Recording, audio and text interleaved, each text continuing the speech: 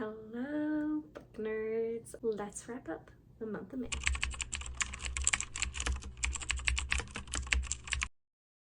Hello, my beautiful people. Welcome or welcome back.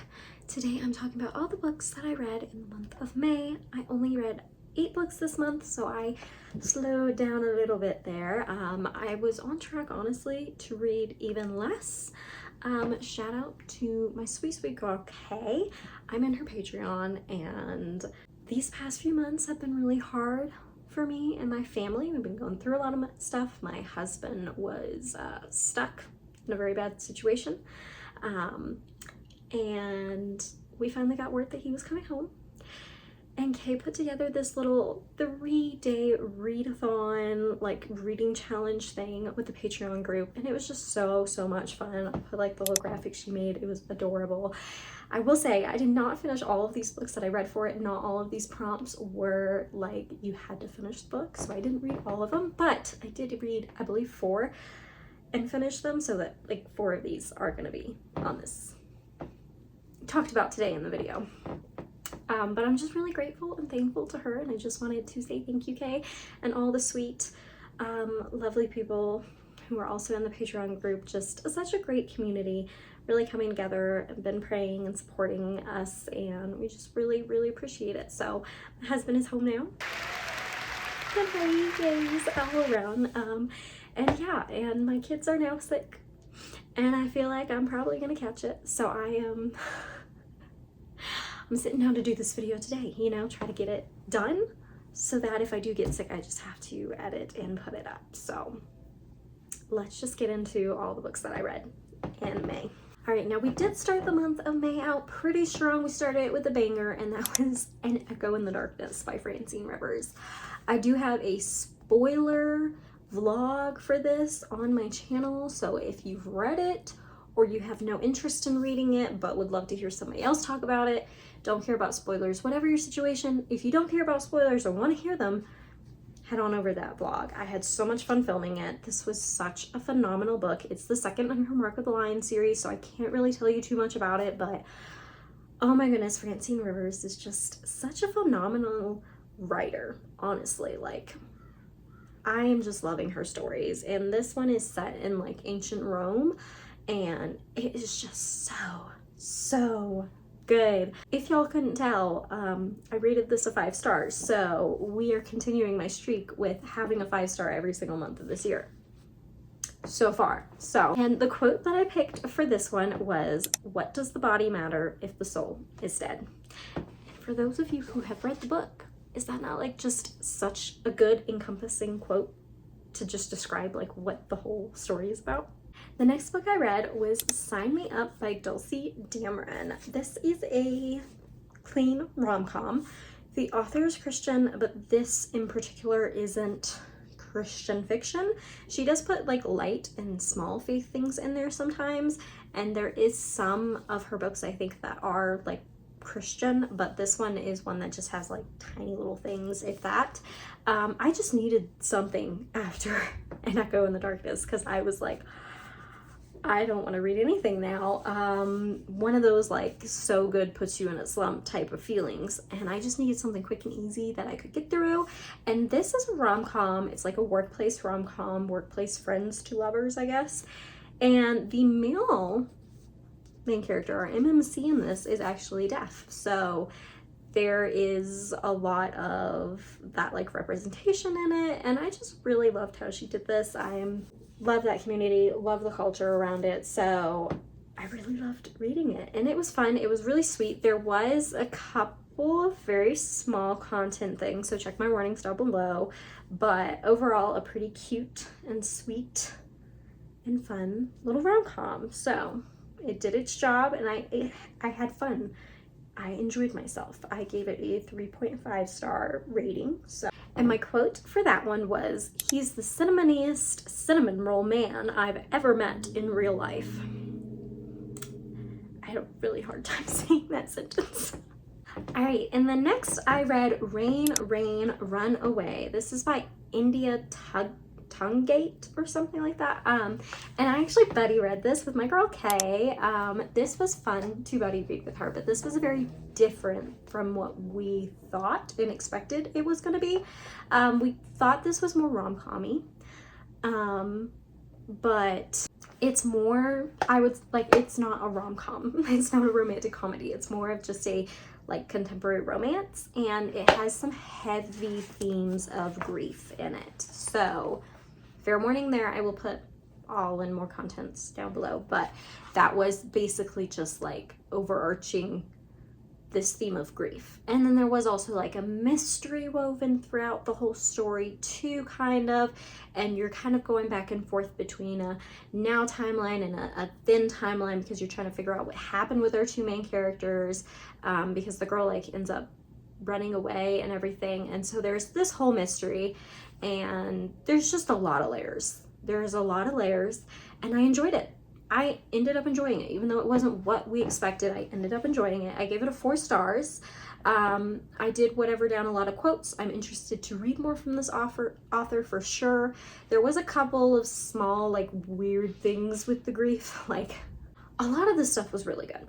And then she would, like, just put in some, like, weird stuff about, like, you know, how, like, signs or whatnot of, like, oh, well, people think that, you know, like a butterfly whatevering is a lost spirit of, you know, that type of stuff. Like there was just like maybe like 2 or so offhand kind of like comments like that in it.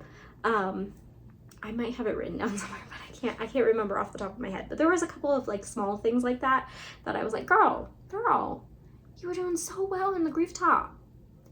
Where did this mumbo jumbo come from? So that's just not my thing, not my groove. A little weird. So there was a couple of like small weird things like that. And, you know, obviously it is oh, I don't know if I mentioned that. It is a Christian book, so Christian romance. And I liked most of the faith elements. Again, those few little things like that kind of twisted with the faith elements, or was like, I don't know if that's right. But anyway, so yeah, so it ended up being a 4-star for me.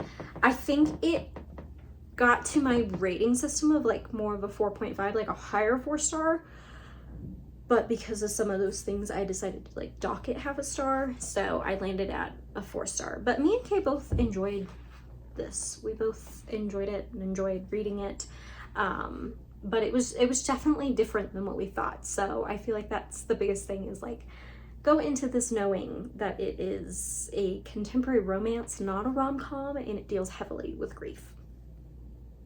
So the quote I picked for this one is made me laugh out loud, and one of the few moments that I laughed out loud in the whole book, because like I said, it wasn't actually a romantic comedy, but I had to pick this one. Even though it doesn't really encompass the whole book, it was hilarious. She walked up to him and said, "I don't know how to say this nicely, so I won't." And then she punched the kid in the throat. Probably a little embarrassing how much I laughed when I first read that. Anywho, next I finished up Dedicated by Brenda Pace.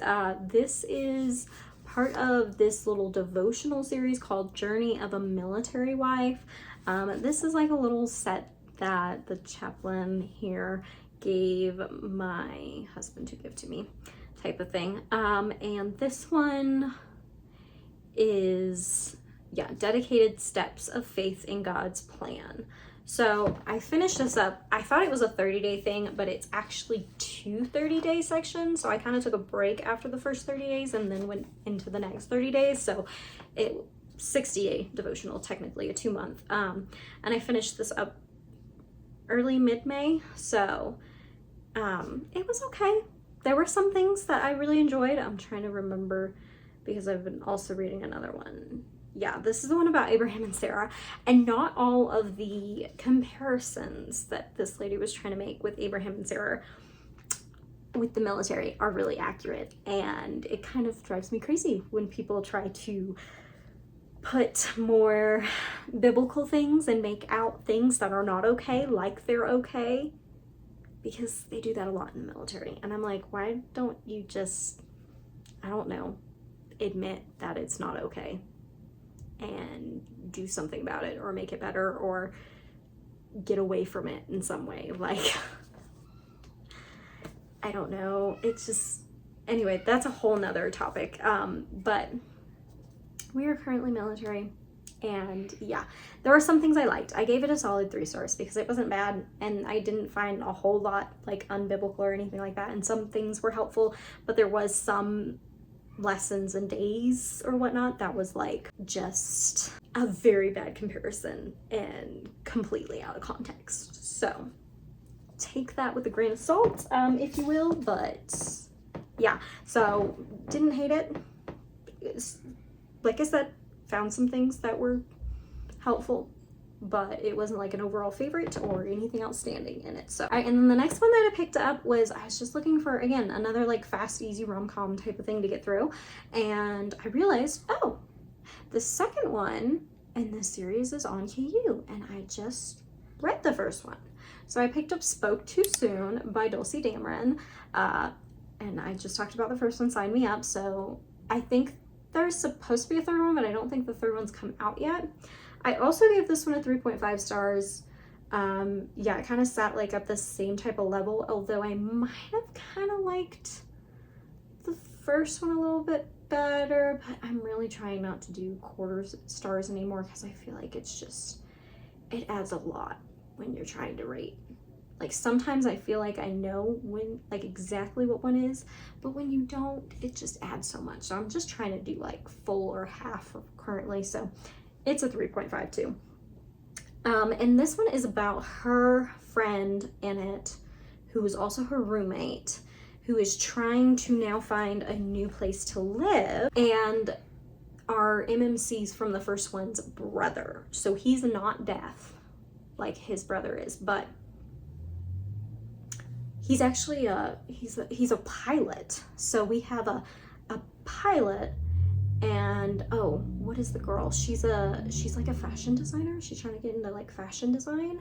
And so she's trying to find a new place to live. His brother has an empty room, and she basically finds a place to live, but it's like she's got a few weeks in between where she has nowhere to go type of thing. And the thing is that they don't like each other, or at least she doesn't like him, because she thinks that he left her on red like a year ago when they met and she tried to open up her heart to him. So it's this whole big thing. And it was interesting. It was funny. This is a little bit more of that kind of like rival or enemies to lovers, which I'm not always the biggest fan of, but like there were some layers and I liked it. I liked Dulcie's writing, so it was just a pretty average, fun, quick and easy to get through feel-good rom-com. And the quote that I picked for this one was, "I'm sorry for what I said in the woman's restroom. My smile quirks up playfully. Why do I feel the need to cross-stitch that onto a heart-shaped pillow?" Right, and then the 6th book that I finished up in the month of May was Miss Emma M. Lyon, Volume 5. And guys, this was it. This was the volume for me. It went up to 4 stars with this volume. Like something just came together with the story. I have, first off, been loving buddy reading with Miss Alma just so much. It's so much fun to discuss and talk about stuff. It really has helped me to keep engaged better. But this one in particular, I just felt like all of the pieces and all of the books before were finally just connecting and weaving together and finally just clicking. The characters and the dynamics and the growth and the depth and all of the things that were happening just clicked together for me, and I was like, wait, I'm like loving this. Like, oh my goodness. I really, really enjoyed this one. There were so many quotes to pick from for this one, but I did land with this one. He's a bit mad, that one. I cannot help thinking maybe it wasn't madness at all, merely that he understood something that the rest of us didn't. All right, and the 7th book I read was Waves of Redemption. This is Liberation Book 1 by S.L. Klein. And y'all, I feel like I said this was a fantasy at some point, and if I did, I apologize. Maybe it was because of the pirates. I don't know. This is just a Christian historical fiction, okay? No fantasy here. No fantasy. Just pirates. Okay. Y'all, this book took me out. First off, it's like 430 something pages, so I read 2 over 400 page books this month. I'm just gonna start calling myself a big book girly because that's what I feel like right now. This was so good, guys. This was so good. I'm not a historical fiction fan, which I'm definitely getting more into the genre for sure because I'm finding all these bangers, but it's still not one I gravitate towards, and it's still one I can get very bored with quickly. Like, you gotta do it good to keep me engrossed. You gotta do it good. In this one, we follow a pirate captain who is savaging and whatevering this guy's ships. And the guy doesn't know why. He has no idea why this captain has locked onto him. And this captain has like this twisted path anyway. This captain is going to, in some way, come face to face with the realities of human trafficking. In particular, human sex trafficking is heavily applied and shown in this book. So I know that was very like brief and whatever, but this was so freaking good. This is also set in, I said this was, yeah, this is set in like 1720s. So it was done so well. It's a little bit slow, honestly, for me to get into it. A little slow at the beginning. Took me a little bit, and the pirate talk is a little bit jarring at first. I'm not used to that type of stuff, so, but once I got past that, like, I was engrossed. I was fully engrossed, and I loved the story, and I couldn't pick up, and this is uncommon for me. I couldn't pick up any other books when I was reading it. I had to only read this one. The story enraptured me that much. Now, that said, I did only give this a 4.5 stars. It just didn't quite hit those 5-star feelings, and I do think part of that was because the beginning kind of lagged a bit for me. Like, I think it just didn't quite hit up to it by the end of the book. But that said, I think it could be a 5 stars for many, many, many people because it's got the quality. It's got all of the potential there. It was quite stunning.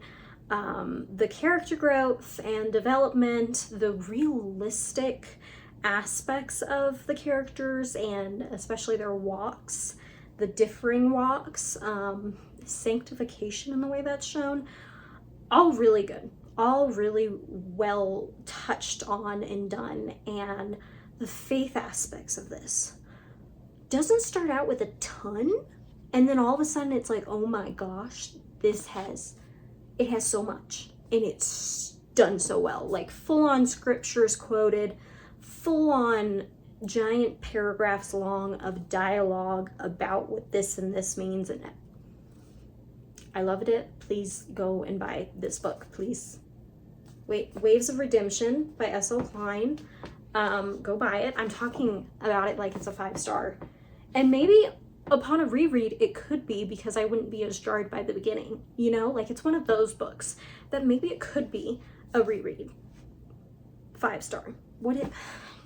Anyway, I'm gonna read the quotes for you because I need to stop talking about it. And the quotes that I picked for this one, first off, this one encompasses, both of them encompass the book, but this one kind of, you know, it's vengeance belongs to the Lord, but so does redemption. And then my personal favorite, but purity was far more than what man had made it. Just leave you with that. All right, and then the 8th and final book that I read this month, you may have seen a little reading vlog about this one earlier this week, and that is Seeking Persephone by Sarah M. Eden. A nice, lighthearted, kind of lighthearted, I don't know, there are some deeper. Anyway, a nice, clean Regency romance that's been highly recommended, going all around, even has like an Amazon miniseries or something about it. And I enjoyed it. I enjoyed my time, guys. I gave this a 4 stars. Wasn't quite a 5 stars for me. I don't know. I just had some issues with some of the character stuff and some of the loose ends there. I do think that this author and others in this series has the potential to be a 5-star for me. So I'm very excited to continue on, and I liked it. And there were a lot of cute things. This is kind of a Hades and Persephone and a Beauty and the Beast kind of like retelling, reimagining, and Regency era. So if you're into those types of stories, definitely, you know, go for it. Adam, the MMC of this, is kind of an even grumpier, harsher Mr. Darcy. So if you love Mr. Darcy, could be your cup of tea. But I really enjoyed my time. I'm excited to read more. It just was an all-time favorite for me. My quote for this one was, "Every creature has someone who could save them if only they would try." All right, guys, and that is the 8 books total that I read in the month of May. I have been jibber jabbering and chatting for so stinking long. Am I reading a lot of other books right now? Absolutely. I have been having a hard time finishing books, so it is amazing. It's absolutely amazing that I have finished these 8 this month in the first place, because I probably have at least 6 others open that I'm going very slowly with. So, my favorite book this month was definitely Echoes in the Darkness, but a very close second is Waves of Redemption. My dear goodness, amazing book. Wonderful faith content. I would love to know what y'all's favorite read from the month of May was, because I might just have to add that on to my TBR sometimes. So, yeah, thank you guys so much for watching, and I hope to see you guys on the next video. Bye, guys!